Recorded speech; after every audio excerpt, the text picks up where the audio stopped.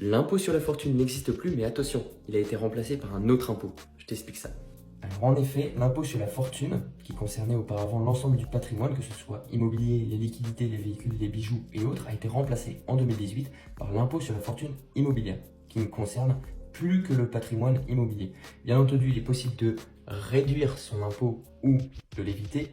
Il existe quelques astuces, je vais te les donner à la fin de la vidéo. Comment se passe la taxation? Alors je t'affiche un tableau dans lequel on peut voir que l'impôt ne commence qu'à partir de 800 000. Par contre, le seuil de déclenchement se fait à partir d'1,3 million. C'est-à-dire qu'une personne qui aurait 1 million de patrimoine immobilier n'est pas taxée. Une fois qu'il aura dépassé le seuil de 1,3 million, on revient à 800 000 pour le retaxer à 0,5% sur la tranche de 800 000 à 1,3 million. Et on va comme ça jusqu'à 1,5% de taxation pour les patrimoines de plus de 10 millions d'euros. Il n'y a pas vraiment de conséquences ce changement vers l'IFI, puisque c'est le même barème que pour l'ISF. Par contre, il y a un assouplissement, puisque l'IFI concerne beaucoup moins de personnes que pour l'ISF.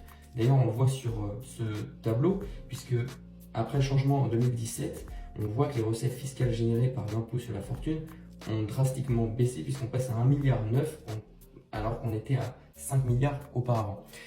La déclaration, elle se fait au même moment que la déclaration sur les revenus et ça se fait sur la feuille 2042 IFI. Quelles sont les astuces pour réduire ou éviter l'impôt sur la fortune immobilière?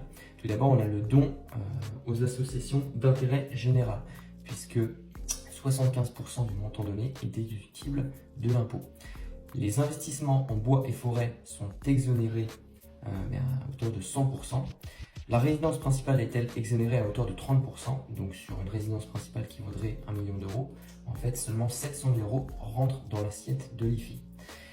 L'emprunt est également exonéré, c'est donc tout l'intérêt d'emprunter pour investir dans l'immobilier puisqu'on évite d'être assujetti à l'IFI. Et enfin, les biens professionnels sont également exonérés à 100%.